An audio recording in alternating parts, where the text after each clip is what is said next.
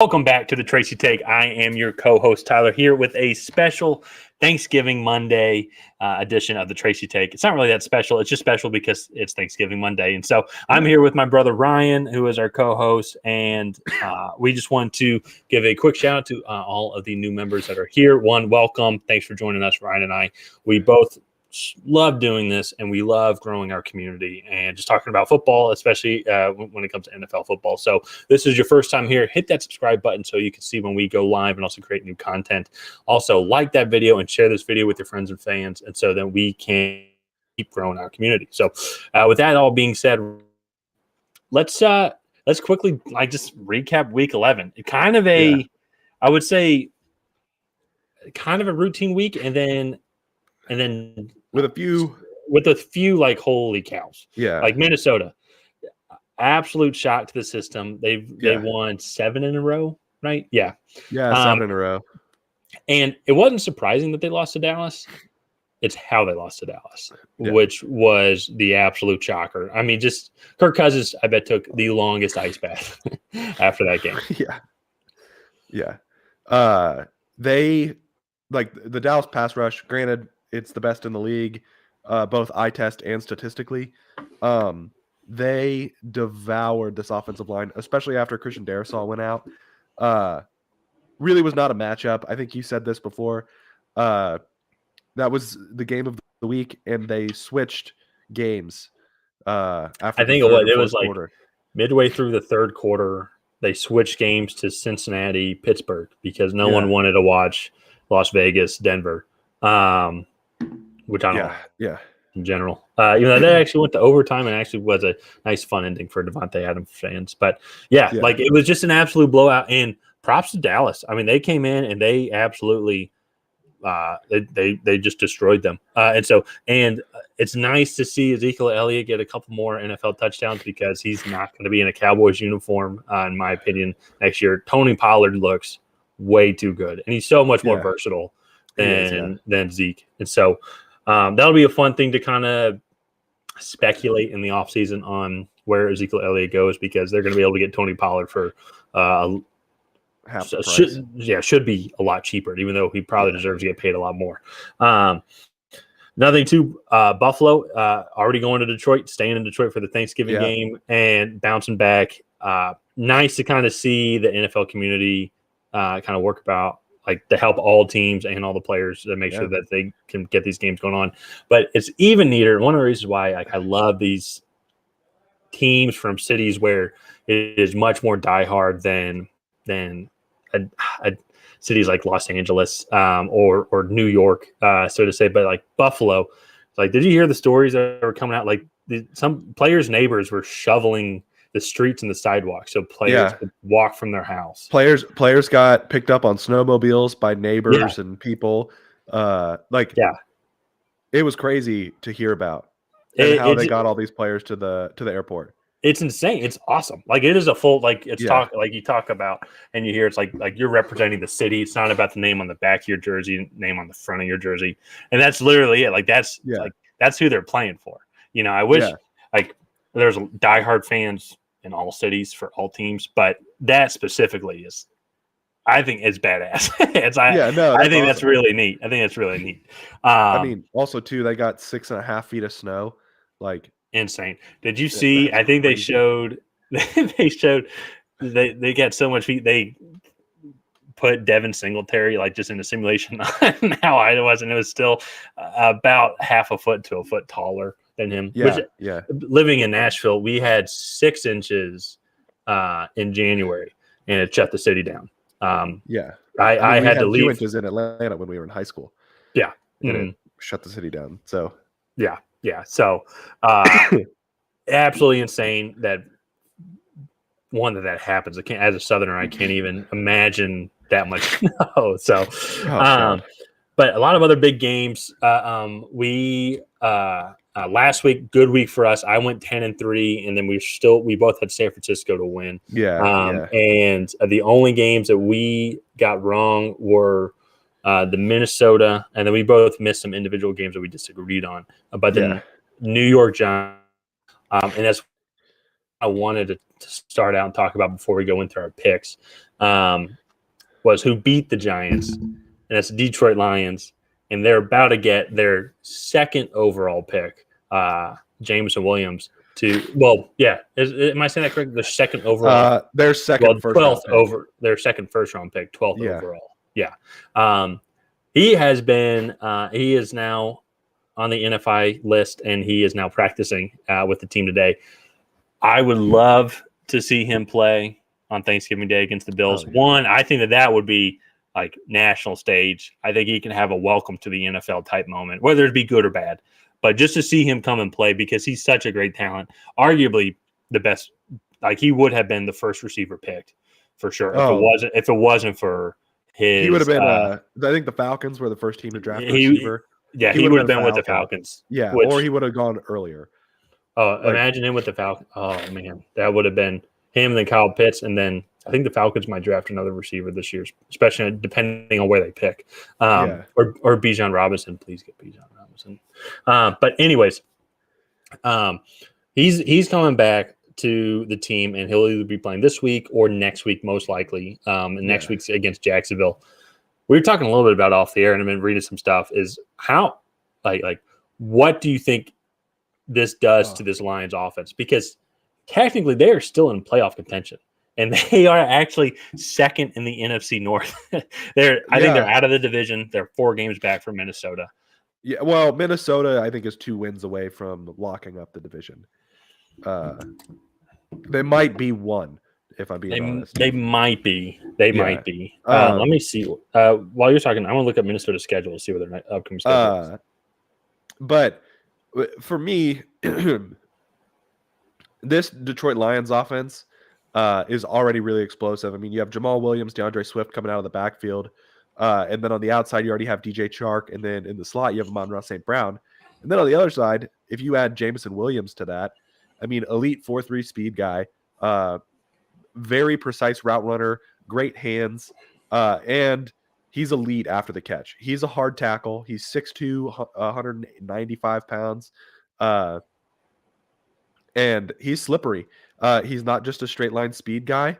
And I remember watching him come out of college, and he is a complete receiver to the – I don't know about Jamar Chase level, but he's a Justin Jefferson in the waiting, in my opinion.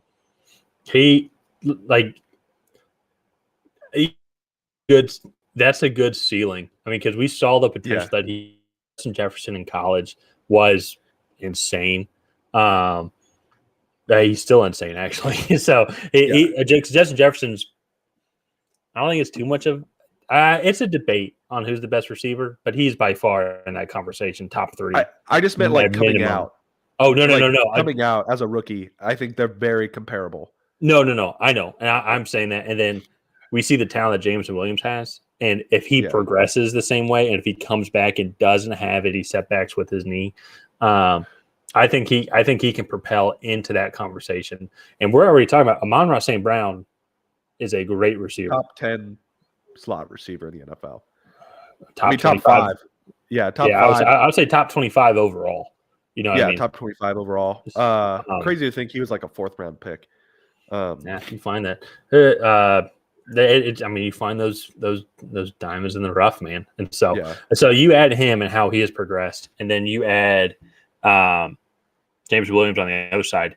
And yes, the Lions traded TJ Hawkinson, but I'm really excited for their future because also since the firing of their secondary coach, this defense hasn't been playing horribly. They held that Giants team in check, and the Giants team definitely is a team that does not do well from playing from behind, and the Lions got up big.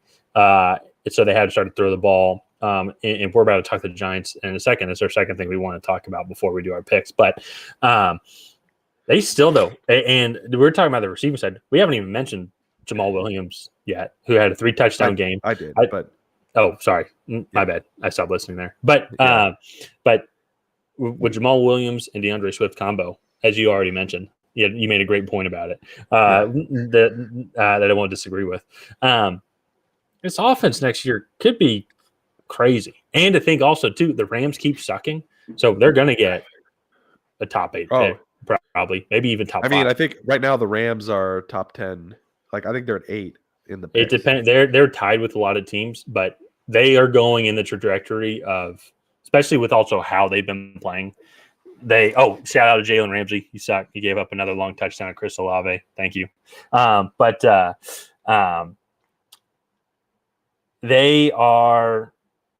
just not good. And so it's only going to keep helping the Lions out. And if you look at it, if they want to go quarterback route, you can, depending on where the Rams are at and who's available. But at the same time, though, if you like what you're seeing with Jared Goff, which I kind of am personally, I don't think he is really hindering them too much. But also they have different expectations. But you have some elite defensive linemen coming up. They're going to be in the top 5. You have Will Anderson and the Jalen Carter as well. Yeah, It's looking like some of those guys are going to be available. Especially they'll have to in be the because top 5. Bryce Young, C.J. Stroud, going to go top 5. Yeah, there's projections that Will Levis is also going to go top 5. Like if it's Houston, Raiders, Carolina, that all 3 of them go quarterbacks. I don't think the Raiders will go quarterback. I highly disagree with that pick. No, yeah, I like Derek Carr a lot. They should go O-line. They should go maybe or D-line. Well, so that's what I'm looking forward to January too, because I really been following it this year. Yeah. ST League that I'm doing, but you're gonna have Jalen Carter sitting right there. You're gonna have Will Anderson sitting right there. So anyways, all this coming back to the Lions. The worse the Rams do, the better the pick is going to be for Lions. The more options they're going to have on which route they want to go in the future. So but let's move on though quickly now to another topic. And the Giants are involved in this because the prep scored. The Giants are involved with this because I actually fully think if the Giants want to make a deep Super Bowl run here, because I think they do have the team, they are very weak in the receiving core, especially now with Wan'Dale Robinson out with a torn ACL. Unfortunately, he was having a great season. But there's a free agent who knows the city of New York very well, who had, I would say, a pretty solid, successful career during his time there, and that's Odell Beckham Jr. He's coming back from injuries. Reports are that he's talking to Cowboys, Giants. I'm sure there's a couple other teams that we're not talking about as well. He's not going to sign with the Rams because they are not Super Bowl contenders right now. And also with Cooper Kupp being out for essentially the rest of the year, there's no point to re-sign with the Rams. So I'm trying to think of teams that would really need him that would be in contention. We talked about the Packers several weeks ago. Packers won't re-sign him because they're not really in playoff contention anymore. They're 4-7. Right? 3-7. No, they're 4. They're 4 because their win over the Cowboys got them to 4 wins because they were 3-1. They were? Yeah, they were 3-1. If only we had a device that we could look this up. Yeah, they are 4-7. I thought they were. Oh, they haven't had a bye yet. Okay, that's why. Yeah, they haven't had a bye yet, and so there's so many teams though that are kind of in that logjam in the NFC, and there's still teams that they have to go past that they don't have a winning, that they don't have the head-to-head against. So I honestly think that they're going to ship it. So I think they're out. Cowboys, I mean, you could get Odell, but I also don't really think that they need Odell with the emergence. So how are they on cap space? Are they going to be able to pay him? Maybe not. And also, too, they're going to have to pay him for next year as well. Yeah. I think because they're not just going to sign a 5-game deal. So I honestly think the Giants might be one of the best teams. Another one, and this just popped in my head just because I'm a Falcons fan, but also the Falcons potentially, like if they're wanting to make this run, Kyle Pitts just got put on IR with an MCL sprain. So if they want to throw on another option, I think he would be a great addition. Another option too would possibly be New England. It's been rumored in the past that Belichick has tried to trade for him. I wonder how he would do in that system. That makes sense. I have no idea. By system, I mean get him the ball. Well, my system, I don't mean the offensive play system. I just mean the Belichick type system. Very strict, very Army regiment like. And Odell's not that guy. So, from what I've heard, the McVay system is pretty strict as well, and he did really well out there. A lot of times, veteran players, like from what I've heard in interviews and stuff, they find it relieving in a way because it's just like when you're there, you focus on football, and when you're outside, like you're just not getting in trouble. Like, and it's very cut and dry. You got a 7 a.m. meeting, you be there at 6:55. Like, it's Yeah, and that's fair. No, and I see the point. I see Yeah. see the benefits of it, and for me, I just didn't know if Odell would not question anything. He obviously he's won a Super Bowl ring. He cares about the game a lot, and so but I could see him in the Belichick system as well. But what do you mean that they would struggle to get him the ball? I mean, offensively, the Patriots scheme is all sorts of, for lack of a better term, fucked up. And like, I just think he would want to go somewhere with an established quarterback and an offensive coordinator that is has been an offensive coordinator for more than 6 months. So that's my thing with it. Is like, I think even if he goes to New England, like I think he kind of would realize like pretty quickly his talent is being wasted. But I also think too, if he wants to go to a Super Bowl contender, like, do you think the Patriots have a legitimate shot at the Super Bowl? With Odell Beckham, I think so. Because, I mean, we'll get into it a little bit when we talk about our picks this week. But the defense is legit. The defense is legit, and their special teams. Yeah, exactly. Yeah, and so for me, I think just with that defense, if they can get an offense that's average, I mean, we'll see. Like, I think that would be a spark that we would need. Patriots have been wanting to push the ball downfield a little more, so I think he would fit. I don't think it's as good of a fit as New York or Green Bay. See, I just think it's an option because Patriots need him.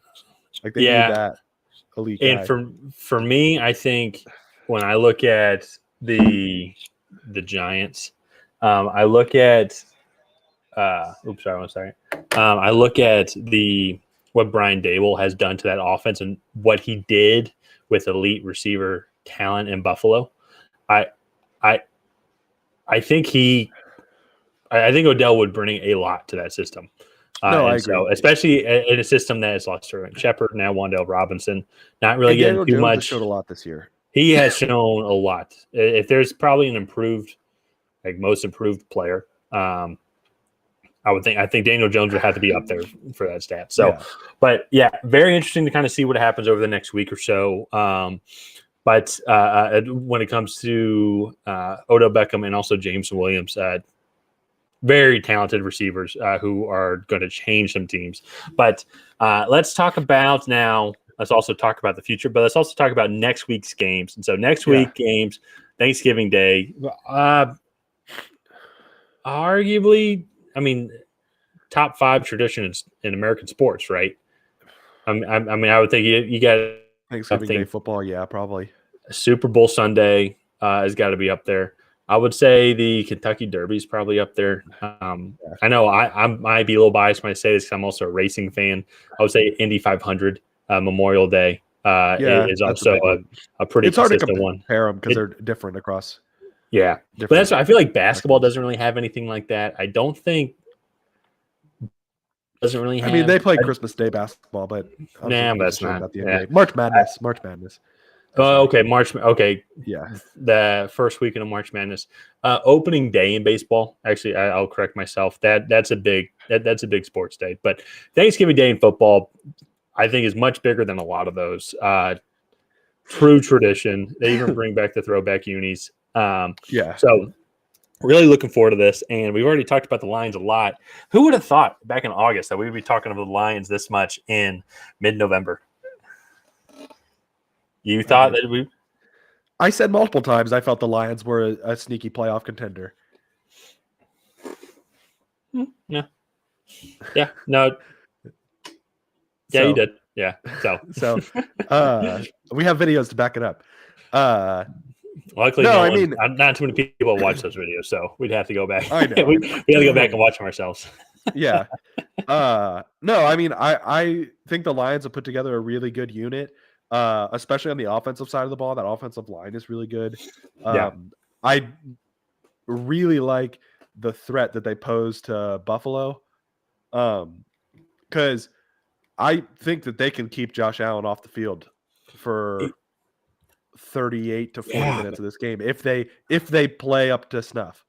Well, and another thing too is they've proven time and time again, and it kind of piggybacking off what you said is with this improved offensive line and then all the weapons that we talked about earlier. Yeah.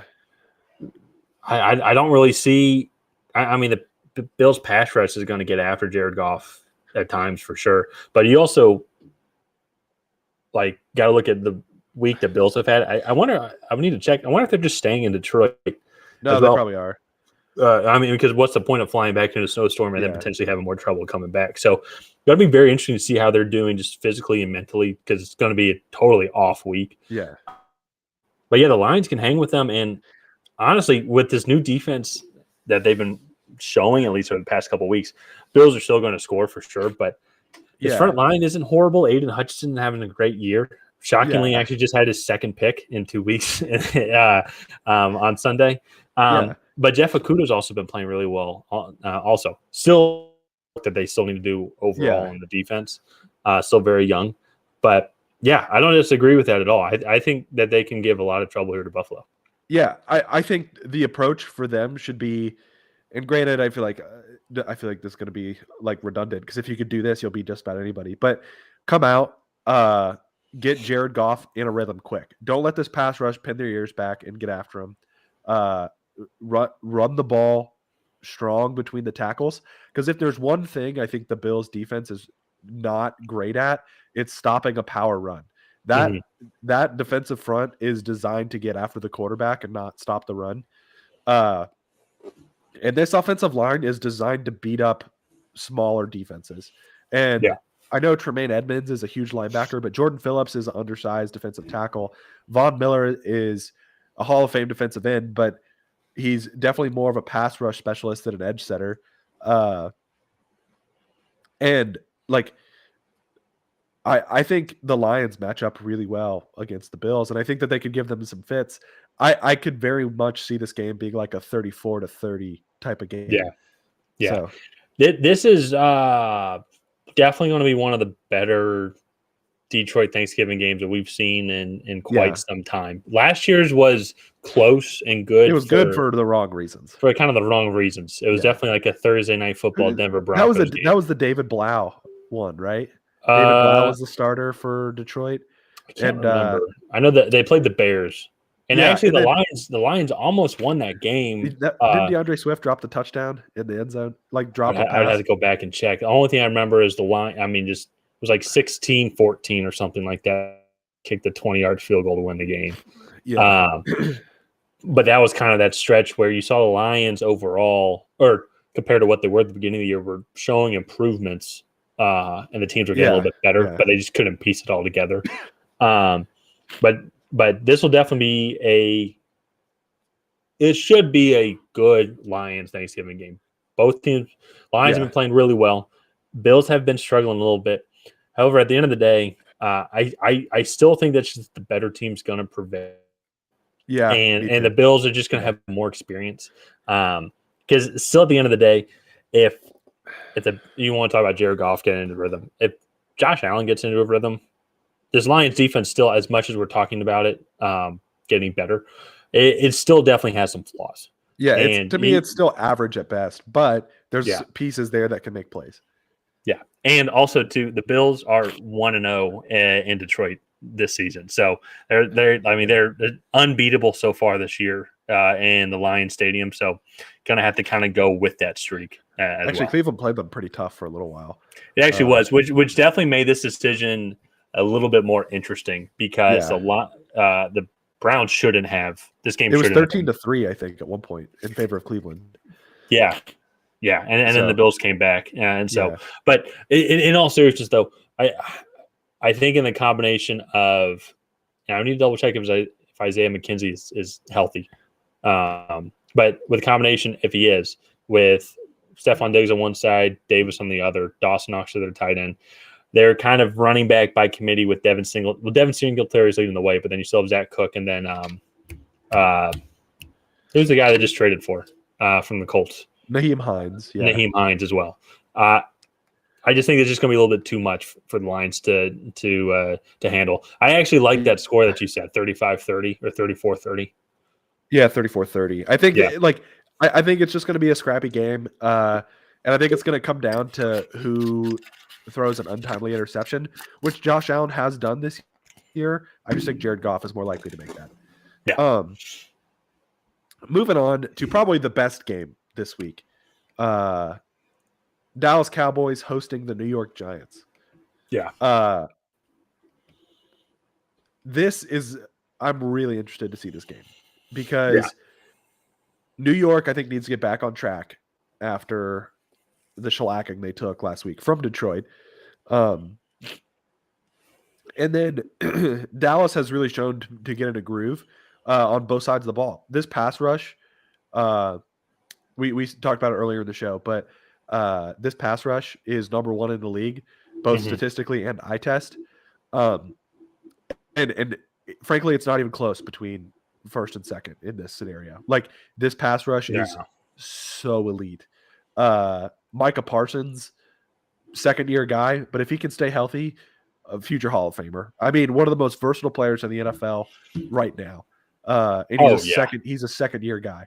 Well, he's a game changer, like how, like, when the 1 year the Browns were good, but then you had Myles Garrett have 15 sacks. I mean, he's up there with the Myles Garrett, TJ Watts of the league. You put him on one side, and it's like, ooh, like, even if it's we're gonna run the other star, way. or if it's a star left tackle, it's like we're gonna have some help just in case.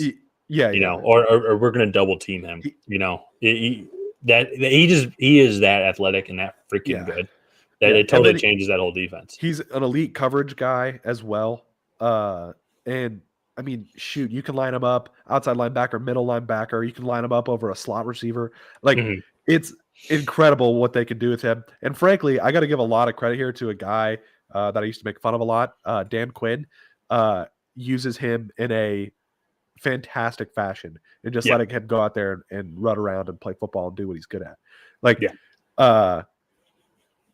it's impressive to watch. Yeah. So. Now it's interesting too, and it's kind of mind-boggling, especially as a Falcons fan, with where our defense, and also with how many defensive ends they drafted. That Dan Quinn couldn't get the same results in Atlanta as the head coach, and so maybe it was the setup, or maybe he wasn't able to be as hands-on since he's the defensive coordinator there. But then maybe some guys are just destined to just be coordinators in the NFL, and that's where they are excellent at. Because then Josh McDaniels. That's a great example, because you go look at both times he's tried to be a head coach, hasn't really worked out that well. I ironically actually also with Denver too. Exactly. But then you go look at Dan Quinn now as a coordinator, defense coordinator with the Cowboys. His time as a head coach with Atlanta, even though they did go to a Super Bowl, but I think some of that had to do with Kyle Shanahan. I think a lot of that had to do with Kyle Shanahan. Yeah, and then go back to then. Oh yeah, and then go back to that time when he was defensive coordinator before the Falcons job with the Seahawks. He designed the Legion of Boom, and he was the guy. Like he was coming up with all these great plays, and Seahawks had he was the reason why people drafted the Seahawks defense in the 6th round of fantasy drafts. Like, that's how good the defense was. Yeah. To be fair, so the style of defense that he runs, plays right into the modern day NFL with the big plays. He plays that cover 3 shell with an aggressive front 5 almost. And gets a lot of one-on-one matchups, but it also prevents the big play down the field. So he's making teams go 8 for 8 for 80 yards to get a touchdown. Yeah. Because he's not giving them a 60-yard touchdown play. Yeah. Well, look at – and I can speak a little bit to this as a Falcons fan because of guys that I know that he wanted. You go look at Micah Parsons, and then you go look at Trayvon Diggs. It's like those are the exact type of guys that Dan Quinn wanted and strived to try and get while there. Micah Parsons – super quick, super athletic defensive end that is also like he could be a linebacker as well with almost any team. He might need to shed a couple of pounds because I think he's sitting at 280 or something like that. Micah Parsons? Yeah. No, he's like 250. Are you serious? Yeah, he's like 250. Oh, okay. Then Or he can maybe definitely. he might be actually a little smaller. Okay. Never mind that. So he can be a linebacker also, but they use him as an edge rusher. But he He's can drop 245. back into coverage. And then you have a guy like Trayvon Diggs who is tall and as quick as anyone else. Those are the types of guys that he wants. If you go look at the Legion of Boom, they're the same guys. Cam Chancellor, Richard Sherman, they're all those types of guys as well. So yeah. when he finds the right guys as defense coordinator, which he has, he is able to make special things happen. So I don't think he'll be the defensive coordinator there next year. I think he will get a head coaching job somewhere else. I think he should get the head coaching job in Dallas, but that's a topic for another day. I don't know. I would give it to Kellen Moore, but that is a topic for another day, personally. So, but yeah, we talked so much about Dallas, and we both obviously have Dallas winning because we talked so much about them. And for me, they've already played once this year, and I think last week was a great example on why Dallas is going to win this game. It is more likely that Dallas is going to be able to get up 14-0, let's say, against New York. Won't be able to come back. They just don't have the skill set at receivers just yet. Especially with the loss of Wan'Dale Robinson, because he was kind of that firecracker, that offense that would get the spark going. And they just don't, without him, they're going to be back to, I mean, granted, they were running the Wildcat last week, but like they're going to be doing that on 1st and goal from the 6 rather than, all right, well, maybe 2nd, 3rd and goal. We'll try to throw the defense off. It eliminates their options. And even then on top of it, let's say Giants get up 10-0, 14-0. I feel like Dallas has the firepower to come back, So it's just going to be, and it'll just be the last one because I just love ragging on him. Mike McCarthy is going to be the one that probably blows this game for the Cowboys if they lose. I just think that Dallas has too much talent, and so I think it's going to have to be manufactured from within for them to lose. So I agree. Mike McCarthy is the worst head coach in the NFL. Yeah. Well, Cliff Kingsbury might have him beat, but again, topic for another day. That would be a fun one. That'd be a fun little side video. But moving on now to the last Thanksgiving game. It's going to be the Thursday or Thanksgiving night football. It's going to be between your Patriots and the Minnesota Vikings. We actually disagree with this game for now. And I'll be transparent. I have Minnesota winning, but that is definitely on the caveat of if Christian Darrisaw plays. I can't remember if I said I would mention this or not before we get on here. But yeah, I'll just mention this now. But if Darrisaw doesn't play, that's a huge blow to that offense. And that would probably make me switch just because he's their star left tackle, and we saw what happened to that offense when they have no offensive line. Even if he does play, New England has the 2nd best pass rush in the NFL.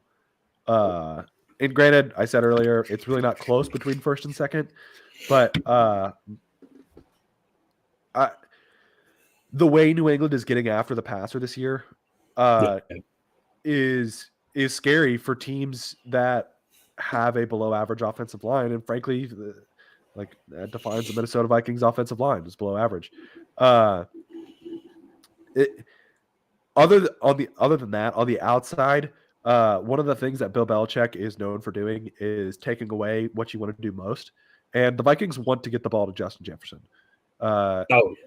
And I'm not sure how Bill Belichick will draw something up, but I'm fairly confident that he will find a way to, at the very least, limit Justin Jefferson's production.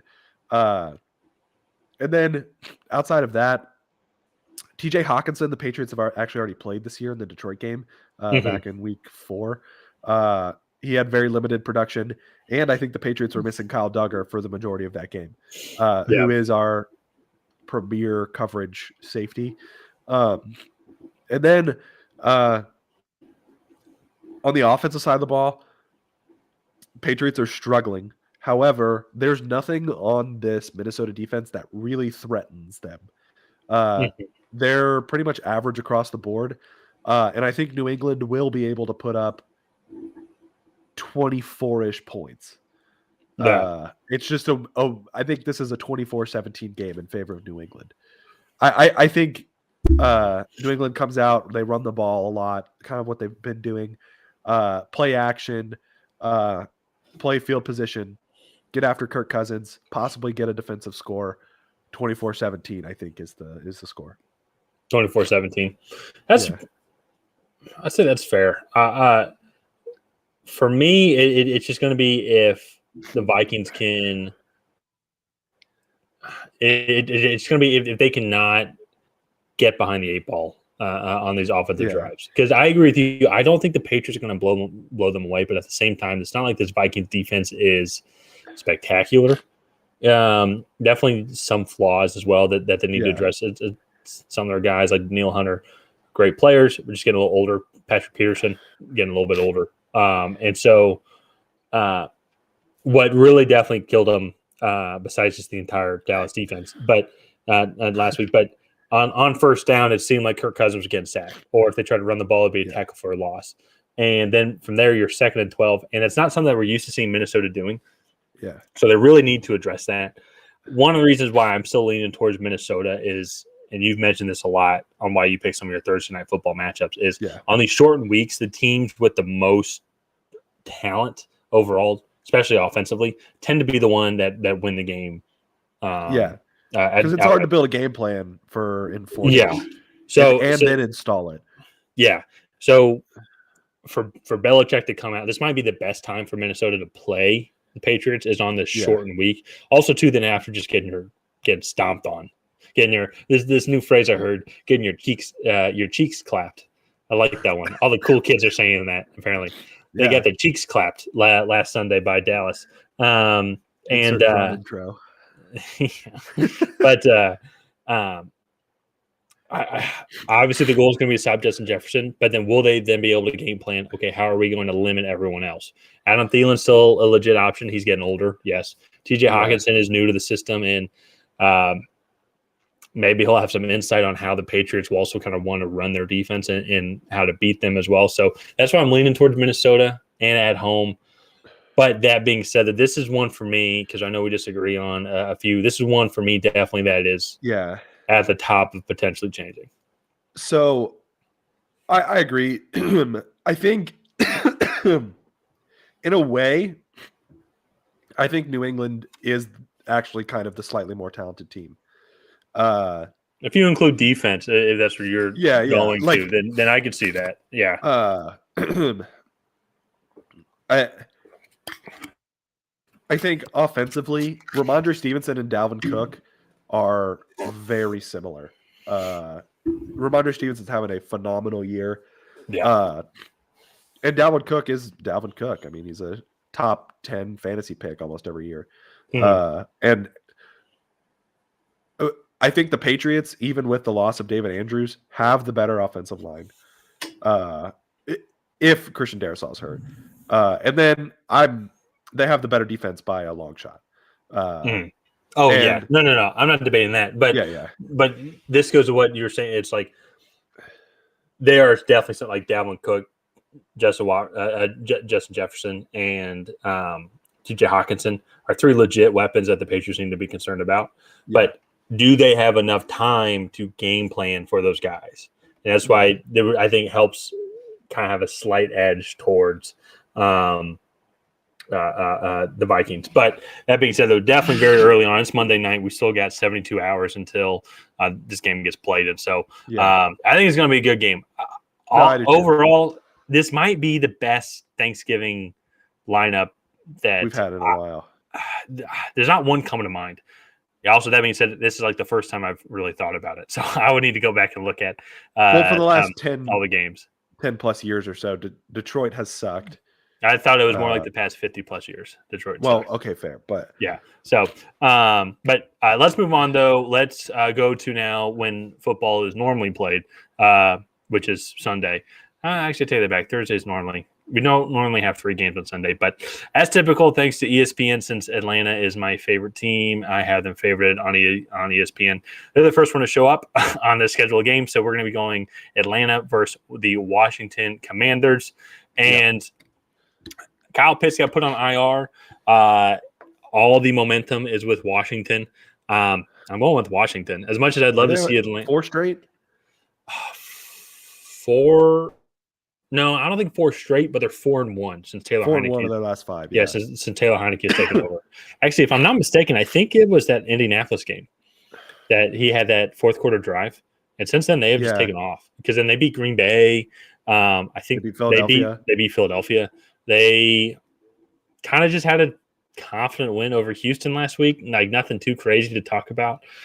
Defense is playing. That's the biggest thing is their defense because we know their defensive lines is strong, and Chase Young isn't even back yet, but their secondary seems to be playing significantly better, which was the huge bugaboo last year. I don't know what it was, but they were just awful last year. But this year they look well competent, especially in the secondary. So Jonathan Allen is an absolute stud and monster. Oh yeah, and then Raekwon you want to talk about Micah is Parsons? You want to talk about Micah Parsons being a guy that the offense has to absolutely know where he is at all time. Jonathan Allen's the same way. So no, he's a monster. He tore apart just about every offensive line he's played against this year. Oh yeah. Yeah, we both have Washington winning. Like you said, all the momentum is with them. Taylor Heineke's 4-1 as a starter, and it's a home game. So yeah. So I don't really think too much debate here. I mean, I wouldn't be shocked if Atlanta won, but it would be leaning towards a surprise because I just don't think Atlanta, and also Atlanta's just not playoff really material. I still think Tampa Bay is going to win the division. I think I was looking back at from a couple weeks ago. I think I was definitely it was on Halloween, way too eager to have Atlanta winning the division. Their losses to Carolina and Los Angeles Chargers definitely think kind of put that in a perspective. So Tom Brady's taking out his frustration on the rest of the NFC right now. So yeah. So and actually that's a great segue into our next game because ironically he's not playing in NFC, but he is playing a team that likes to take out their frustrations on their fans. Tampa Bay is playing the Cleveland Browns, and so this is the last week without Deshaun Watson, right? Week 12, yeah. Mm-hmm. And then, I mean, let's be honest. As soon as they found out the suspension, we'll talk more about it next week. But Cleveland at Houston, that should be 100% game of the week. That is going to be news TV that everyone wants to watch. But last week for Jacoby Brissett, and I think it's kind of safe to say that experiment hasn't really worked out. Because you look at actually Amari Cooper, I think I saw a stat has had 3 100 receiving games in a row, 3 or 4. Yeah, he's going off lately. Yeah, and they're 0-3, I think, in those games. Yeah. So, and you have Nick Chubb. Like this offense should be rolling. Like I don't know what the issue is, but honestly, I think it's coaching, and this defense isn't as good as they should be. I think so as well. You want to talk about hot seats? A seat that potentially Dan Quinn could be going to. That would be terrifying. Could be Cleveland. If Dan Quinn actually could turn that defense around. But they have pieces. They do have some pieces. So this is another one. I would not be surprised if Cleveland wins because at home and also it's Tampa Bay and the way Tampa Bay has been playing. But I'm sticking with Tampa Bay. I think they're a much more sound team overall. Coming off a bye, they know what's at stake. Cleveland's season is kind of over. I'm pretty sure, aren't they 3-8? Yeah, pretty sure they're 3-8. Like I don't even think that. Yeah. Who? Cleveland? Yeah. Yeah, they are. So it's not even. It's not really even going to be too close of a game. Well, sorry, too big of a game for them. Because they're pretty much out of the playoff hunt now. So I'm going to lean towards Tampa Bay. I think they have a lot more to be playing for. I think offensively, they should be okay. I think Leonard Fournette and Rashad White should be able to have games. I think receiving company should be solid, especially with Tom Brady leading the way. So, I'm just going to go with Tampa Bay. Not too much really else to divulge into that. Next, go ahead. I was going to say, I think Tampa Bay pulls it out. Sorry. I guess I think they're better. They're just a better team. Yeah. Let's see here. Next up, going on to our second disagreement, the Cincinnati Bengals versus the Tennessee Titans. We actually disagree on this one. Who do you have winning this game and why? So I have the Cincinnati Bengals. One, Jamar Chase could possibly return. I am kind of predicting my pick off of that. However, Joe Burrow, I have him in fantasy. Last 3 weeks, 3 out of the last 5 weeks, 41, 52, 18, 21, 40. He's thrown for at least 200 yards and a touchdown in each of those games. But what's really been kicking has been that offensive line. They've really allowed him to do that and really kind of kick things into gear. And they've faced probably no better pass rushes, except maybe Dallas, than Pittsburgh last week. And for the most part, Joe Burrow was kept clean and able to dish the ball out. Mm-hmm. So for me, I think that will kind of stymie this Tennessee defense. Another thing, I think this Cincinnati defense will be able to pretty much dominate the offensive line of Tennessee and be able to limit Derrick Henry. There's only so much you can do because Derrick Henry will eventually bust one. But I think this is the defense that can limit him, and they can get ahead, which will also limit his touches. Yeah, so. Yeah, and that's actually a great point because I do have Tennessee going. I think because I'll be the first one to say, and shoot, I'll even say that I live in Nashville. I'll be the first one to say this too. Titans fans, on paper, the Titans aren't really that good yet. Good. They Vrabel's a coach of the year candidate. Oh, 100%. I mean, you look at this defense. Secondary wise, Cincinnati should be able to just tear them apart. But for whatever reason, I don't know why, but they seem to pressure, like they seem to constantly get QB pressures, constantly keeps sacking the quarterback, and offenses struggle against this Titans defense. And then on top of that, you mentioned that the defensive line should be able to stymie Derrick Henry. They're not, like, teams are not able to do that. Derrick Henry still has been having I guess for him, technically a below average year, but I guess when you come off a 2,000 plus yard year and then a projected 2,000 plus yard year, if he didn't miss 6 games or whatever. Yeah, if he did get hurt in the second half of the season. And all with a similar offensive line. Taylor Lewan, their left tackle, always gets hurt. There's always some backup guys that are in, and yet they just keep winning these games. Treylon Burks seems to be coming into his own. Ryan Tannehill seems to be throwing the ball a lot better. Definitely seem to be getting into a passing game, which was definitely their biggest issue. I don't disagree with it said about Cincinnati, but I just think at home, the Titans are just a tough team to play against. Like, Vrabel makes them really tough. Like, I agree with you 100%. The only reason why this team is competitive is because of Vrabel.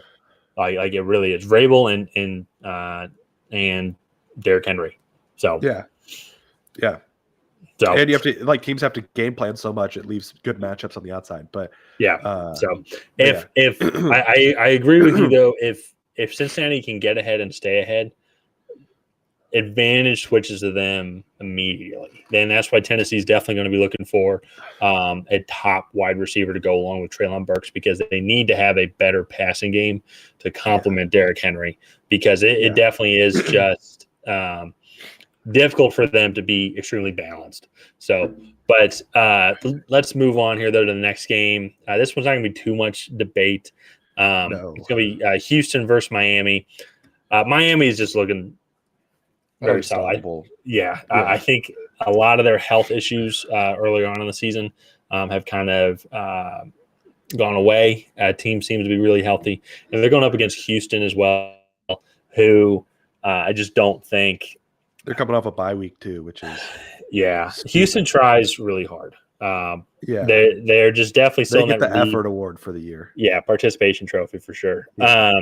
They definitely are. I don't know. They kind of remind me of the Lions last year. Like, you still have Brandon Cooks. Pieces, you still have Brandon Cooks, which is a legit receiver. Nico Collins is starting to come along as a solid number 2. Damian Pierce by far is going to be their player of the year, or at least rookie of the year for sure. Yeah. And Davis Mills isn't garbage. Like, that's a strong word. Like, I think he's Kirk Cousins. You think he's Kirk Cousins? I think he's average. He's Joe Flacco. Yeah. Okay, Joe Flacco might be a little bit better.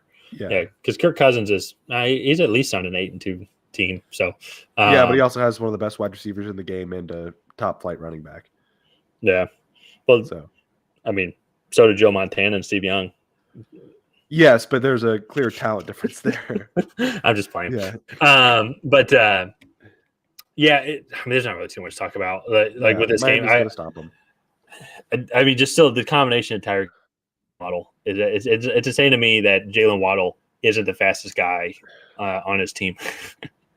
Yeah, Jalen Waddle's stupid freaking fast. Yeah. One thing I will say about Jalen Waddle, probably my favorite touchdown celebration in the NFL. Oh, is that the one he does the penguin? Yeah, he just waddles. I do. Yeah, I like that one too. It's just funny because I don't know. No. Oh yeah, absolutely. Yeah. Yeah. So, but yeah, Miami's going to win that one. That was going to be really interesting too, because then if you look at where their division's at, like hypothetically, let's say Detroit pulls the upset and Minnesota also beats New England. The Jets, I think, are by far now, especially after, are probably the weakest team in that division, just because they definitely are struggling on offense to move the ball. That Jets defense is legit. Actually, I think we're about to talk about them. Yeah, next, we are about to talk about the Jets. I like where Miami is at. They're definitely going to be in the playoff now, because the AFC West race isn't as crazy. Sorry, not AFC West. The AFC wild card race is not as crazy as it was last year, because you have teams that were still in contention that are definitely not in contention now, like Denver, Las Vegas, Cleveland, Indianapolis. Indianapolis isn't in it, so definitely a much smaller pool. Mathematically, they are, but they're not. Mathematically, they are, but they're not. Well, mathematically, all those other teams are, but they're not. Yeah. So I think the only one that's officially out now is the Texans. I think. Yeah. So, maybe not even mathematically, but they're out. So, but Miami, though, liking that they're going to make a playoff spot, like what Mike McDaniels is doing. Really funny guy. I don't know if you've seen his interview. So, Miami's definitely going to be a team that we will need to look out for this year, but also over the next coming years as well. My big concern with Miami, they invested a lot of money into a 29-year-old Tyreek Hill. I want to say he's 29. He's either 29 or he's about to be. Yeah. And they invested a lot into him, draft picks, money. He'll be 29 next year. But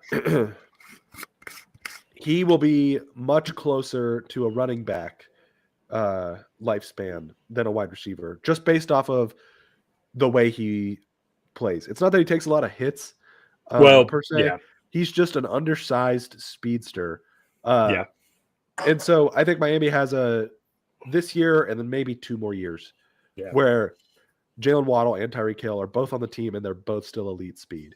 Yeah. No, it's it's definitely, as you get older, definitely lose speed. I'll be 28 next year, and I'm definitely a lot slower than what I was when I was 21. And so I've also put on about 70 pounds. So, but still, or physically, both, definitely not slow enough to not get the joke, but yes, I agree.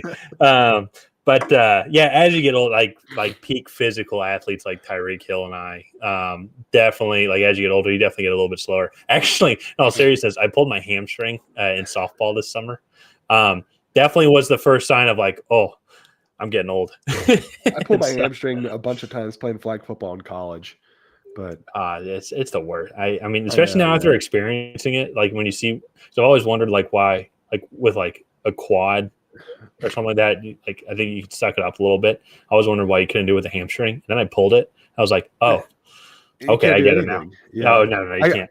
Yeah, I remember I had to get a doctor's note because I couldn't drive. It was my right leg. I couldn't drive my car to class. Oh, jeez. I had a 2nd-degree tear though, so that was a little bit of a worse. Oh, so yeah, for me, I had just popped it a little bit. Yeah. I felt the pop and everything as I was sprinting to first base in a slow pitch softball league. Yeah. So, thanks, babe. This is brought to you by my. The mountains are blue. The mountains, they are blue. So, But yeah, I think I was reading up on it. The tears are very interesting. Anyways, it's all this being said though. But yeah, like with Tyreek Hill's game, like imagine if he does like his whole. It's not like he can. Well, one, it's really hard to like tough it out just with a hamstring injury, anyways. But you're right though. Like might be a little more susceptible to injuries as he gets a little bit older. I hope not. Like because he's by far. I mean, we're talking. I don't want him to get injured, but no, don't want him to get injured. But we were talking about like as a Patriots fan, I would not like the Dolphins to be elite. Yeah.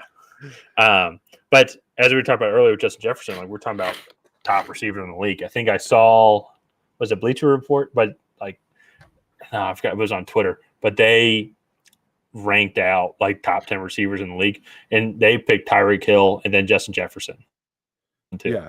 And I think that's a legitimate debate, you know, because Tyreek Hill's you can't game plan for him at all. No. So that's Dad and I were having this debate, and I was kind of talking with him, and I was like, I'm going to say something, but you have to let me finish what I'm about to say before you rebuttal. And I was like, Tyreek Hill is a one-trick pony. He has one thing that he is really good at, and it is just elite speed. It is just such a good trick that nobody has figured it out yet. Like, he's not an elite route runner. He is just so freaking fast that it's so hard for defenses to game plan for him. Yeah, well, and I agree. I think one thing you have to give him credit for, though, and we saw this a lot in Kansas City, and I think we're seeing it now as well as him and Tua get to know better. But when you have because you can't play man against him, so you have to play zone. No. Yeah, it does take some awareness and also good relationship and rapport building with your quarterback to be like, okay, in this zone, in this scheme, and if you're rolling out to the right or to the left, to know where, okay, I'm going to plant myself right here. And because of the studying and the communication that we've done, like he knows I'm going to be right here. You know, it is like, so if you go and do this, this 10-yard in route, but there's a guy right there. Like, when do you stop? Like when do you let the zone kind of get you open, like as the linebackers roll over? And so a lot of that stuff does play into there. But you're right. Everyone knows he's so quick. So, but that's really I don't say basic football, but sitting down in a zone is really basic. At the NFL level, I mean, zones rotate. There's a whole nother level of complexity. So I do agree with you there. But for example, in the Buffalo game, he did that exact same thing. He was in the slot. He ran a little curl route, sat right in the middle of cover 2, caught a pass, turned to his left, and then literally just sprinted past everybody to the end zone for a touchdown to tie the game. Yeah. That was to win the game. That was the game winner. But I believe in overtime. Are you talking about in Buffalo or Baltimore? No, last season when he was in Kansas City against Buffalo. Oh, yeah. Okay, sorry. Yeah. That is he's just has one freaking amazing trick. And it's just nobody's been able to stop it because it's so good. So, anyways, let's move on. Yeah. Oh yeah. Oh no, I was just gonna say it's like the magician who does the same trick over and over again, yet it's so amazing that everyone keeps watching him. yeah. I mean, really. Yeah, but moving on though, Miami's gonna win that game to end it, and then that's my going on to. Yeah. I'm 0 for 4 on that, but that is true. That means Houston's going to win. So put your money down. Next up, though, sticking in the AFC East and then playing against a crappy team. The Chicago Bears are going up against the New York Jets. So I'm solely picking this game. Not one. The New York Jets defense is going to be able to stop the Bears. I don't think they're going to be able to put up more than 14 points. And the Jets will be able to manufacture drives like how they normally do against an average to below average defense by running the ball with Michael Carter, James Robinson, getting guys open and making easy throws for Zach Wilson, with Tyler Conklin, Garrett Wilson. So I just think they're going to be the better team just in general. That being said, though, definitely some concerns for the Jets. Just offensively, I know you watch the game a lot more. And there was also what Zach Wilson said in the press conference afterwards. So maybe there's more context to it, or maybe didn't hear the entire question. Definitely a very interesting response, though, from your quarterback. After putting up 3 points. Yeah. With 9 for 22 for 74 yards. And the question was, did you let the defense? Was it? Yeah, he said, "Do you feel that you and the offense let the defense down today?" And he said no. He was like, but it wasn't. It was like a no. Like it was very dismissive, spoiled child-esque. Like it's not my fault, type of thing. I mean, I could honestly see. I'm trying to give him the benefit of the doubt because I could honestly see, especially too after a game like that, where then you have to go do press. I don't know how quickly they have to do press, but I mean he's still. Oh, you there? Undershirt. So I could see him just being absolutely pissed, especially then with the way that game ended. Yeah. So I would need to go look at the whole interview. Like if he's giving 1-word answers, I might not look into it too much. I watched the press conference. It was bad. It's a bad response. It is a locker room divider like type of response because he's responsive with the media.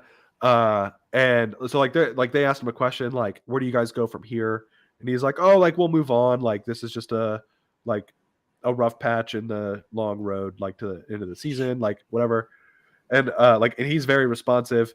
And then that question kind of comes up, and he almost was like offended that question was asked. Like, oh really? Yeah, it was not a good look. Like, and there have been multiple Jets players that have been reportedly unhappy with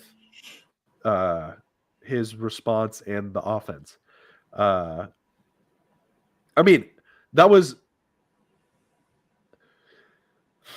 as bad as the Indianapolis-Denver game. It was not, but it was pretty close. Like neither offense could do anything. They were playing in 40-mile-an-hour winds, so like it's not exactly like the deep ball is going to be available. And like the Patriots had 10 negative plays, the Jets had 8. The Patriots just returned a punt for a touchdown. Like, and that was the difference. Well, so like we had it here, and so I watched the fourth quarter, and that was essentially when both defensive lines just kept sacking the quarterback or a lot of tackles for losses. And for me, I actually don't mind watching. Nice to kind of see rough physical football where it is really difficult to move the ball. Yeah. And so it is a chess match instead of just like that Denver Colts game where both teams just suck. And it's like you're seeing incomplete passes because the ball's not even getting to the receiver or just horrible, or like a lot of plays are breaking down. But with this game though, like that Jets offense has been struggling a little bit already, but then you're going up against, as we've already talked about, the second best defense in the league. Like in a game where you couldn't throw the ball, similar to that Patriots-Bills game last year where it was a run fest. Not as bad as that game at all, but that response definitely is puzzling for sure. I'm curious what happens from here. I'm sure there's going to be a kind of talking points talk with the media from Zach Wilson later on this week on what to say, what not to say. I'm sure there's going to be a lot of internal discussions, but this similar to Denver, this defense is way too good for you to not be winning games, at least especially when you give up 3 offensive points. Yeah, it's like in this Jets defense has been doing this all year, and so I think one thing that's just a little shocking about it is like you go from beating the Bills last week to then bye week and then coming out against New England, and not being able to like move the ball at all. It seemed like they were struggling with their game plan. So is it Zach Wilson? Do they need to go back to Joe Flacco? So I'm very curious on what happens here because. I mean, with Joe Flacco, they were at least able to throw the ball a little bit more. Yeah. I mean, it's an interesting dilemma. My biggest takeaway was Zach Wilson seemed like a spoiled child on the podium. Like, yeah, I don't know. I'm not trying to defend Zach Wilson, like what he said. Like, I agree. Like, as a quarterback, as a captain, as a leader, I don't know if he's a captain, but still, as a quarterback, you're the perceived leader, especially of that offense. Yeah. However, I do think some benefit of the doubt, though, and this goes to all players as well. And it's like I'm trying not to just. This is just the first time I guess when I'm really thinking about it, but that's right after the game. Still exhausted, trying to process, especially how that game happened. I definitely a learning moment at minimum for Zach Wilson on how to handle the press and their perceived message. Because the comparison that I want to make too is 2 weeks ago when the Jets beat the Bills. Josh Allen came into the press conference and was asked a similar question of like how do you feel about the offense only putting up 17 points today? And he was like, we got to do better. He's like, we can't put up 17 points. It's like if our defense is putting up or is only allowing 24 points, we got to put up 27. Like, and that was kind of his response. And like that is the correct answer. Like we got to be better. I got to stop throwing interceptions. I got to like. Yeah, and that's a fair point too, because I think after the Minnesota game last week as well, he talked about it. Like I think he talked about like how this game was on him and the 2 picks that he had in the red zone. Yeah. So, I mean, that's a good point. And so, going to be interesting to see how. So we actually haven't talked about this game at all yet. Actually, even though we said what we just said, we both have the Jets winning. And I don't know about you, but for me, it depends on if Justin Fields plays or not. I think if Justin Fields plays, that adds another wrinkle. Yes. That being said, though, the Bears defense overall isn't that great. I think the Falcons still put up over 120 rushing yards against them last week as well. And even then, also Marcus Mariota was able to have a decent game as well. So this defense definitely is struggling. So even if the Jets' offense isn't that great, I still think that they'll be able to manufacture drives and put up some points. And then on top of that, this Jets defense is ridiculous. Where's the Jets rank overall on defense? I mean, they got to be up there. They've got to be, yeah. So way better than the Falcons defense, and Falcons kind of stymied the Bears in the second half. I think the Bears really only had one successful drive, in which they scored a touchdown in the second half. So I just think overall, the Jets are still a better team. So very curious to see what happens when just kind of how this offense responds to after last week's performance. Yeah. No, I could possibly change this one, but I think I'm going to stick with the Jets for now. It's one of those. That's just like the safe bet. Yeah. Moving on to a game that I think we're both very confident we don't want to pick. I was not excited to pick this game at all, but it's going to be the Denver Broncos versus the Carolina Panthers. Speaking of quarterback issues, let's talk about this game. Oh my God. Well, Melvin Gordon is also available, so maybe the Panthers. What if the Panthers picked him up off waiver wires, and then Melvin Gordon just went off? Did you see his press conference?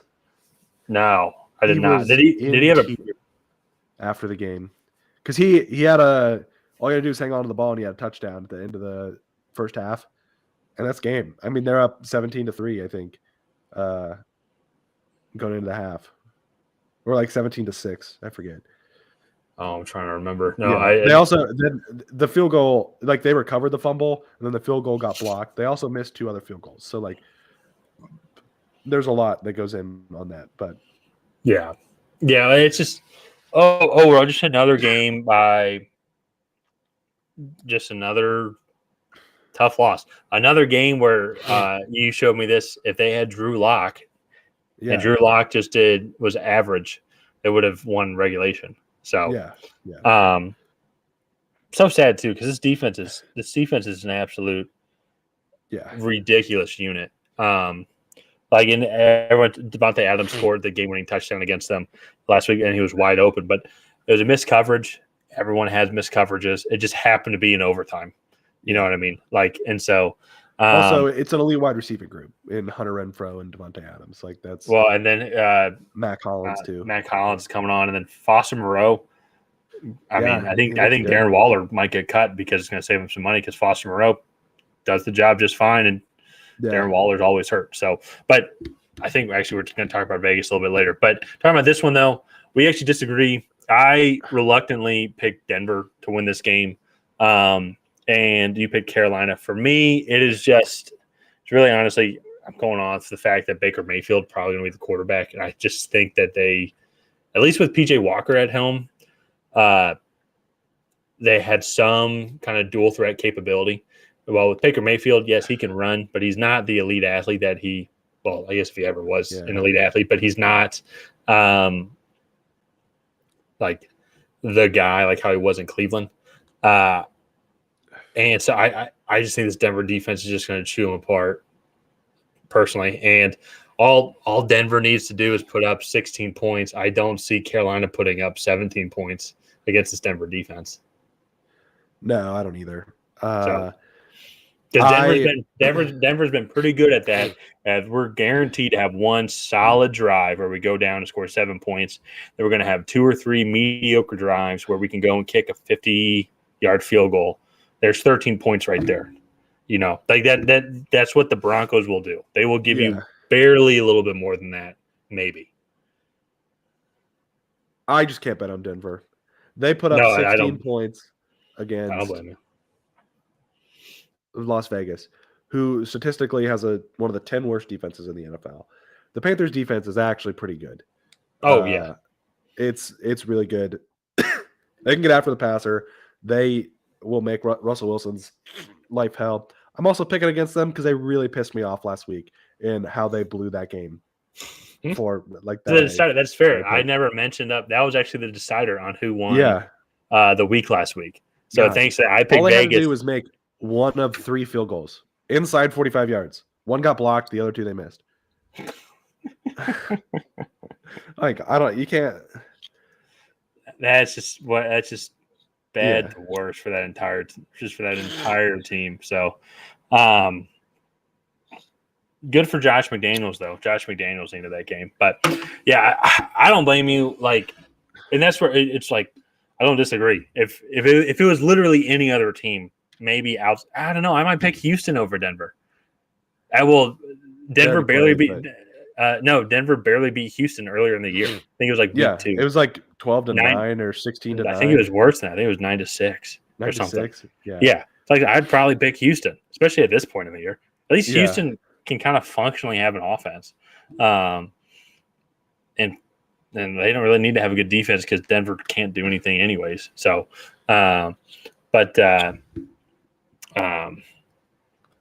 it's just tough. I mean, because then I also don't trust Carolina. I feel like Denver's had a lot of games like this over the past couple of weeks where it's like, I don't want to pick you, but I'm highly considering. Yeah. Like, they should be so good, too. That's why it's so frustrating.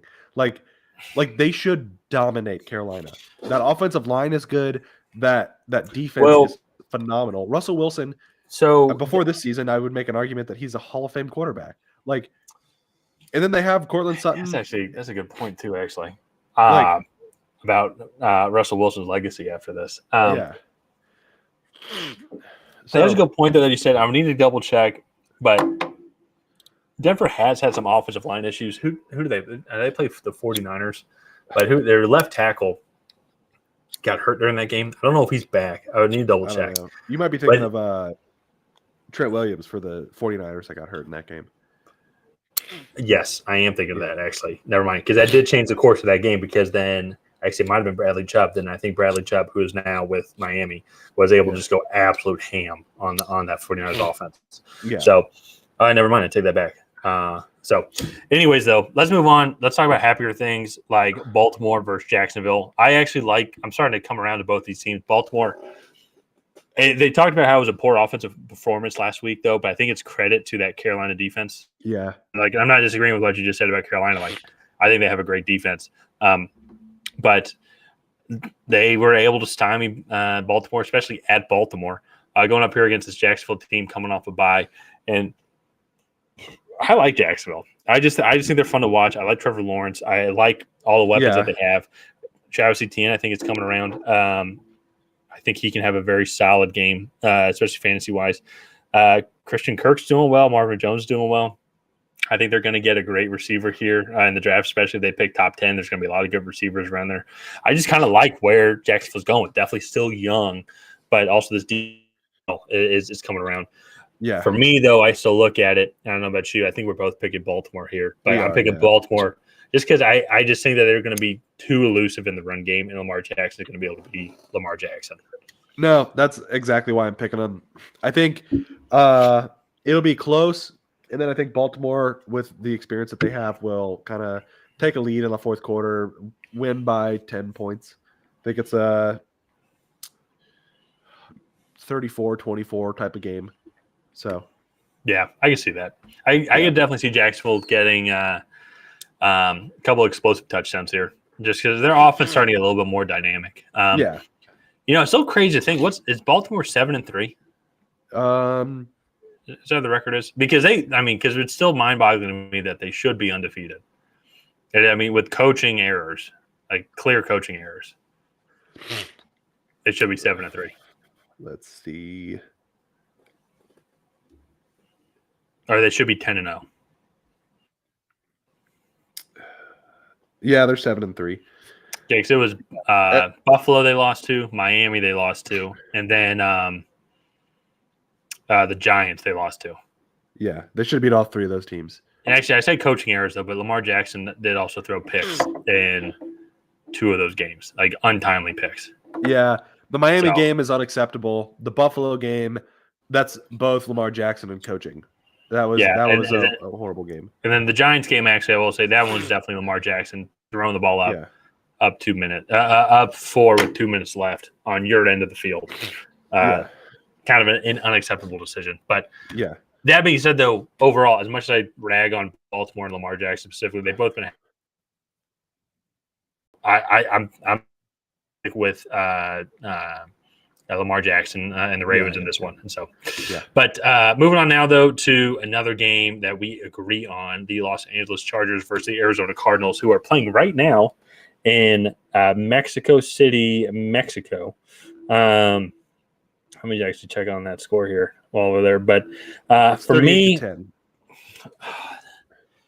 Yeah. Okay. All right. I think I can mark those down as wins for us ending last week. So, but who do you have winning this game and why?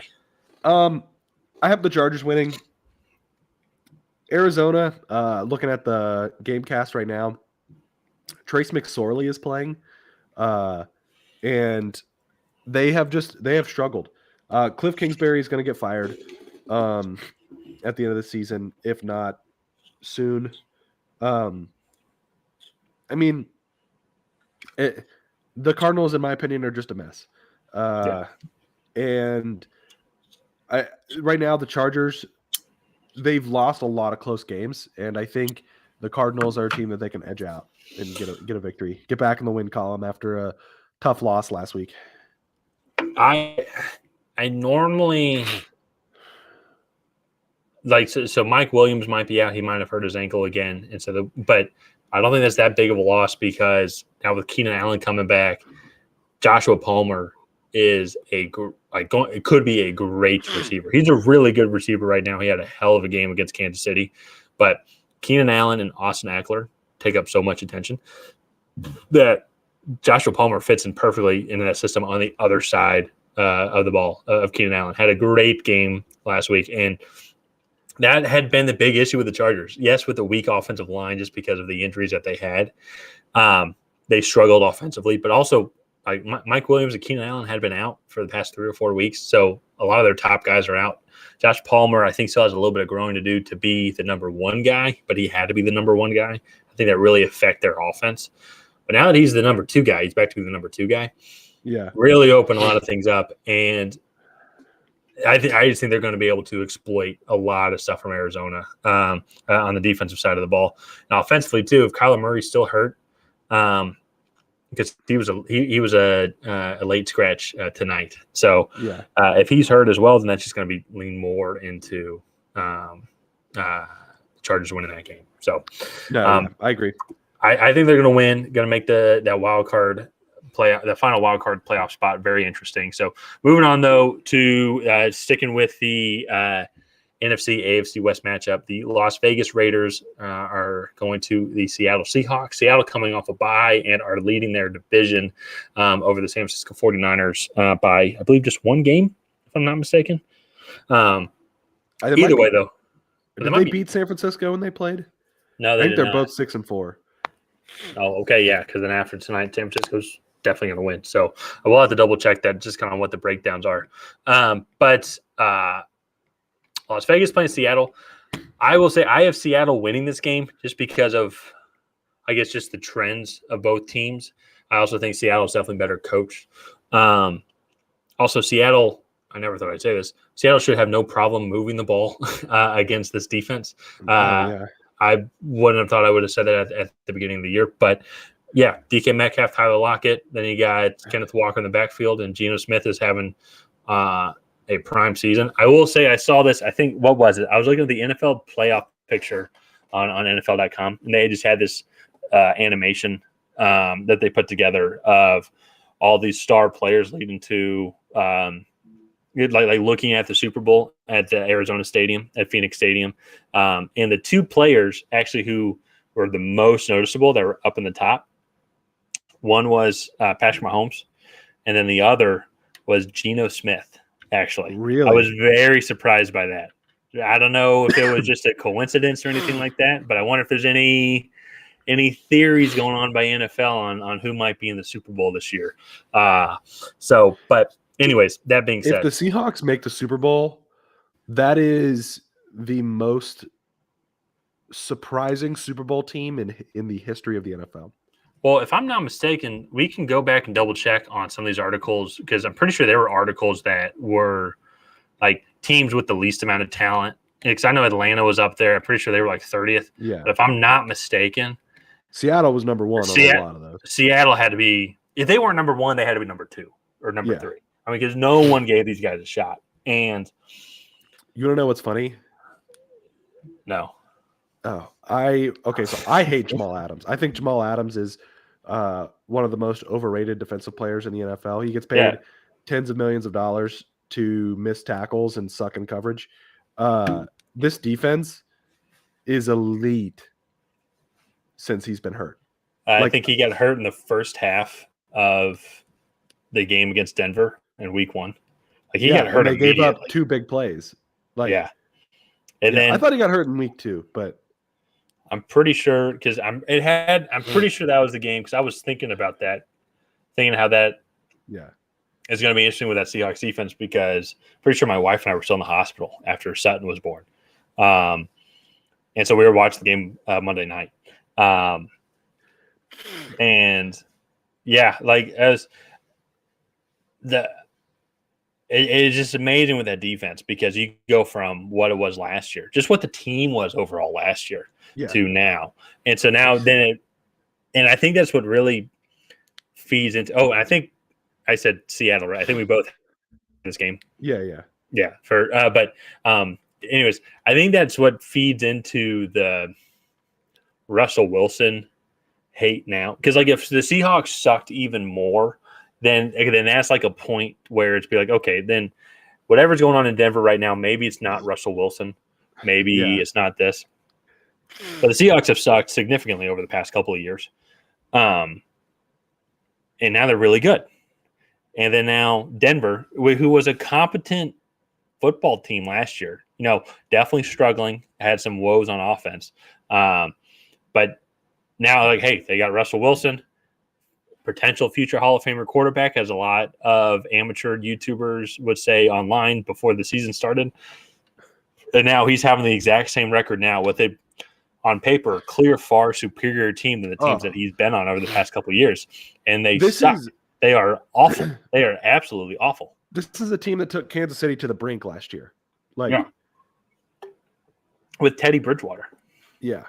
If it wasn't for just a couple of errors, I mean, like a couple of plays that went their way, like they could have won, they could have been in the playoffs. Yeah. And who knows what happens after that. Yeah. So it's crazy. But yeah, Seattle, because especially when we started this podcast, I was definitely very hard on Seattle. We got a lot of hate actually from Seattle fans. But we were, but we were right. And Raiders fans actually. Yeah, but I think we talked more about there was potential with I think we saw the potential with the Raiders. But Seattle, no. Yeah. But anyways, though, this one though, I like Seattle. I could see the Raiders winning. Just same thing as kind of like there's potential on that side. However, though, it's just going to be the inconsistencies of it, though. But moving on, though, now to the Rams versus Kansas City. Definitely not too much to talk about here. Kansas City's going to win this game handedly. What should have been a preview of a potential what people would have thought was a potential Super Bowl matchup. Cooper Kupp's out. That's huge. And Stafford's probably out with a concussion. Stafford's probably out again with a concussion. So, I mean, that's just next. We both have Kansas City winning this game. So, yeah. New Orleans versus San Francisco. This actually could be an interesting matchup. This could be. I'm picking San Francisco just because I think they're on a roll. Yeah, they're definitely buzzing. And New Orleans offensively, I think, still just a little inconsistent, and the San Francisco defense is playing well. I think they're going to be able to get after the quarterback. They're going to be able to shut down Chris Olave. While on the flip side, adding Christian McCaffrey, I think now has only opened things up for Deebo Samuel, George Kittle, Brandon Ayuk is having a great season. So I just think there's going to be too many weapons for the Saints to stop. So I agree. I think the Saints defense can limit some of that. Yeah. They're just too good. Like that, like the 49ers, not to like poo-poo on Trey Lance, but Jimmy Garoppolo coming back this year is probably the best thing that could have happened for the 49ers this year. You know, that's definitely something that we'll have to table. We'll have to put that down in our journal of future conversations. But it's like, what do you do from here? Like if Jimmy Garoppolo, because if I'm not mistaken, Jimmy Garoppolo, he's gone to a Super Bowl, then COVID year. I'm not even every year. Jimmy Garoppolo has played more than 12 games. They've been to the NFC Championship or the Super Bowl.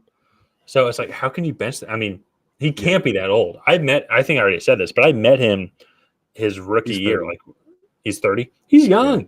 He's young. He's got literally another 7 years minimum of being a starting quarterback. Like he fits, but 31 years. Yeah, he turned 31 this month. Oh, okay. Oh, so still, he's got another 7 years. I mean, up till 38. I mean, there's a lot of QBs that are still into their late 30s, and if he keeps taking you to the NFC Championship game, like you just got to have a couple things go right. I mean, so like, are we looking at like an Alex Smith situation here? You think, where the Chiefs have some really good? So, I actually just thought about this. Tom Brady wants to go play for San Francisco.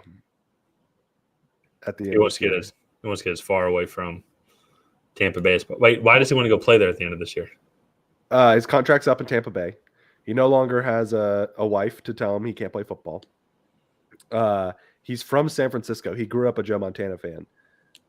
And reports are he wanted to go to San Francisco or Miami were his top picks when he left New England. And Jimmy G is on the outs. You think Kyle Shanahan's going to say no to Tom Brady?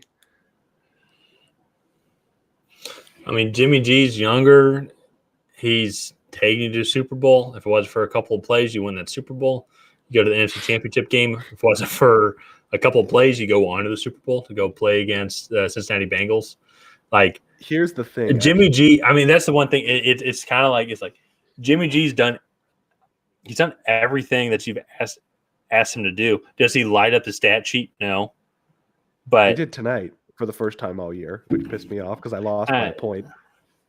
Oh my God! Did Brittany beat you? Yeah, she did. He scored 30. She had to get 31 points for to win, and she got 32 points. So I don't know if anyone's watching this, but there's we have a family fantasy league, and my wife, who is out of the playoffs far, she wanted to pick Jimmy G in the 4th round in our preseason draft, without even knowing that Jimmy G wasn't going to be the starter. Yet she still drafted him in like the 12th round. Then Trey Lance gets hurt in week 2.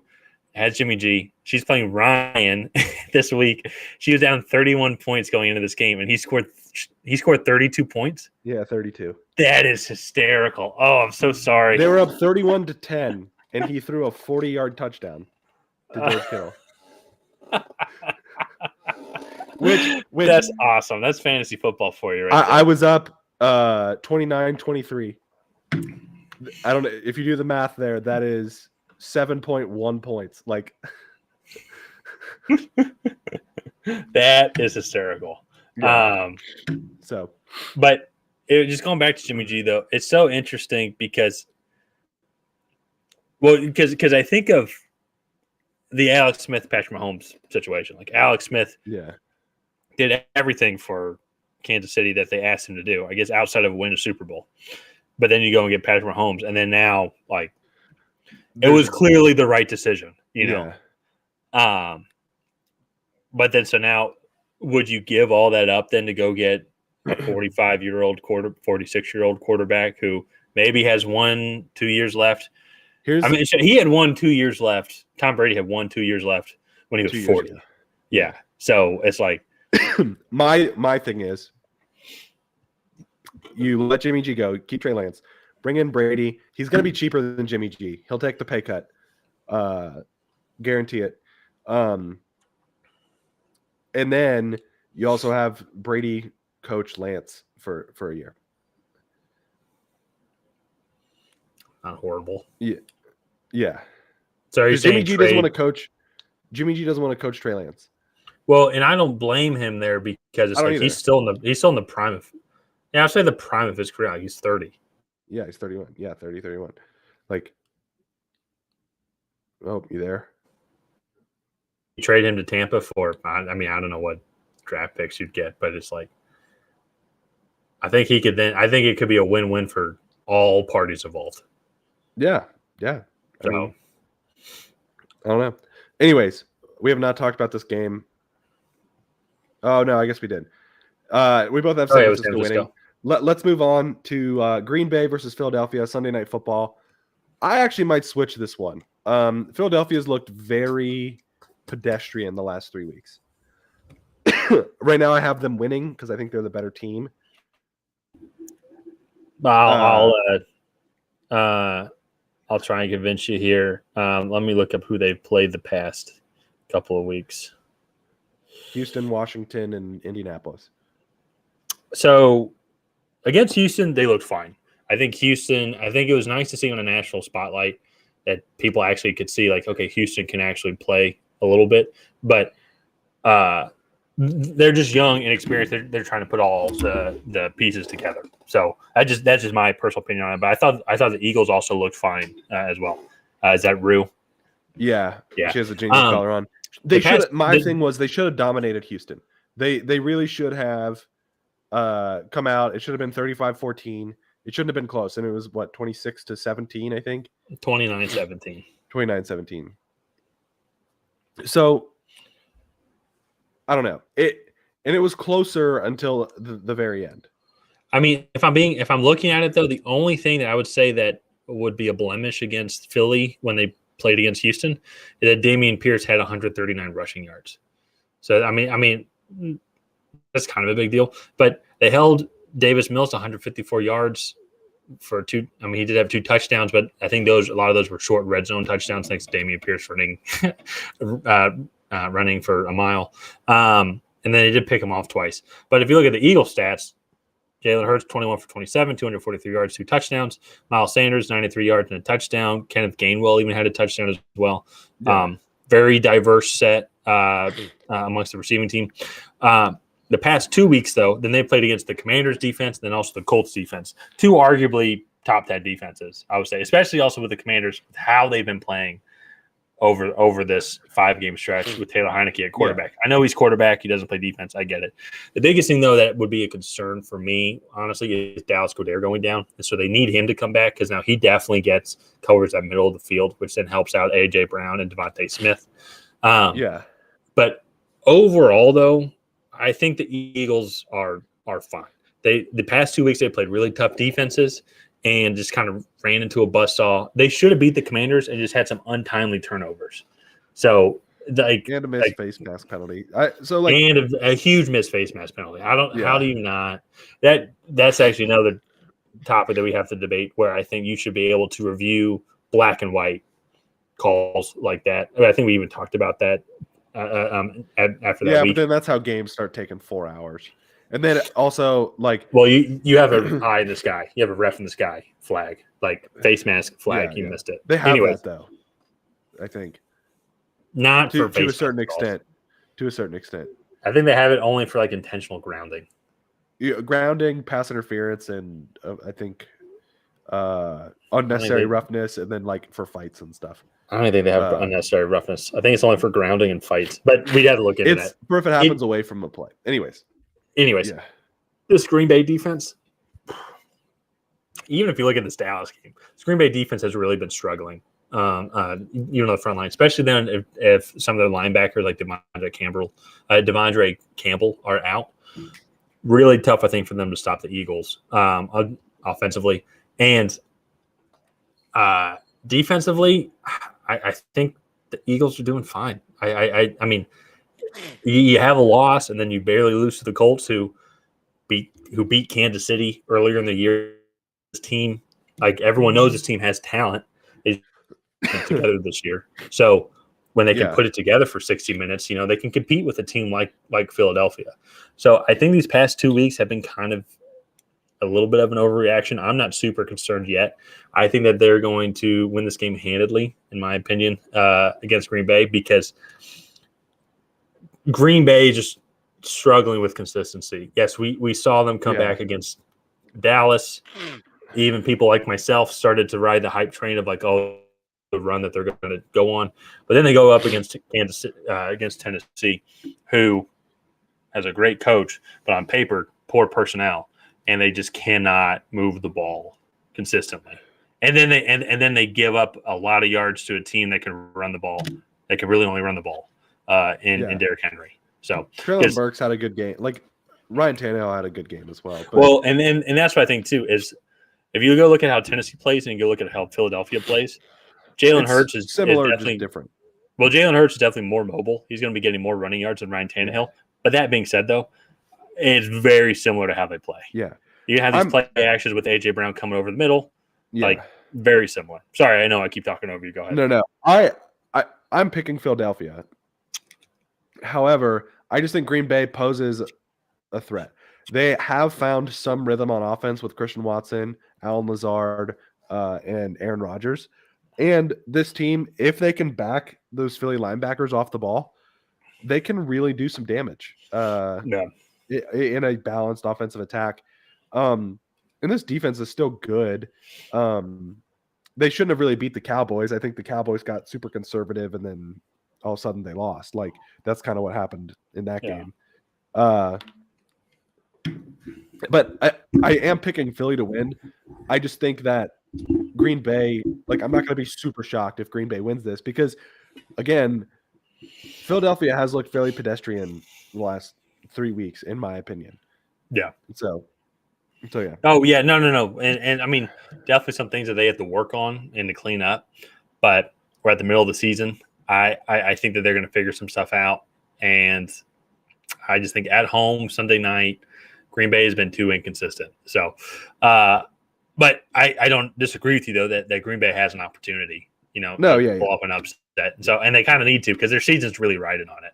Their season's really they need to run the table, as Aaron Rodgers once said. Yeah.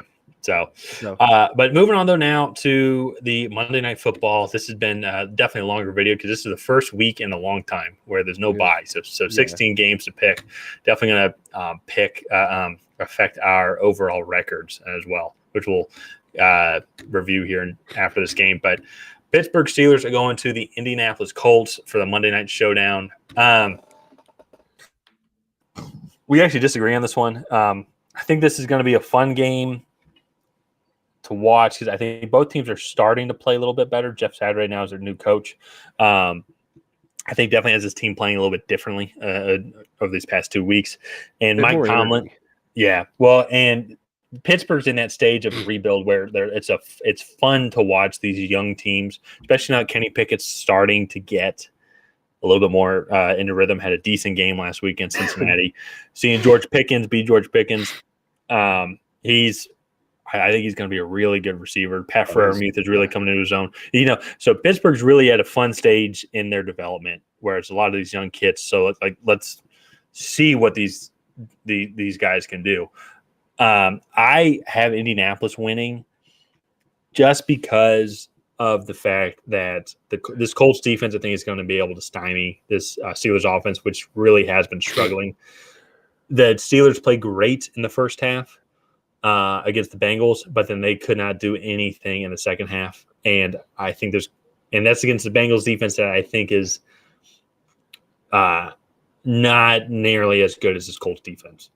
So I think the Colts are going to be able to stymie this offense, and I think they've got some things figured out, especially on the offensive line, especially running the ball. Jeff Saturday, I think, has helped out a lot on that. So I think that they're going to be able to stop T.J. Watt, and I think they're going to be able to run the ball all over them on offense. Yeah. I don't think the Colts will necessarily be able to do that. I think it's going to be a rough physical game. However, Alex Highsmith and TJ Watt are an elite pass rushing group. I think they're going to give Matt Ryan fits. I don't think the Colts are going to be able to run the ball as well against this Pittsburgh defense. Mm-hmm. I think it's just going to be a 12-9 game. I think that's just what these teams are destined to play. I like Pittsburgh in that game because I think they have I don't want to say the better defense, but I think they have the more physical and opportunistic defense. I think they're better kind of all like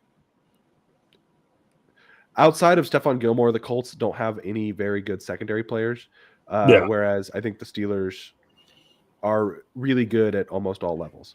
I think the Colts might be better in the front seven. But even then, I don't think it's by that much.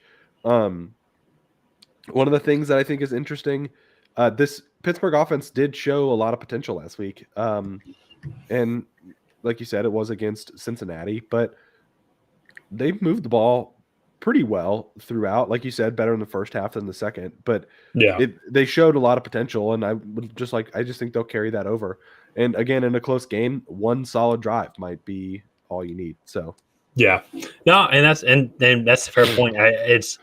There's a lot of potential with the Steelers team. And I was even thinking about it while watching it. Is if you look at the personnel, and if Kenny Pickett could just figure it out and use this time to learn, I think the Steelers are definitely a potential contender to win that AFC North division next year.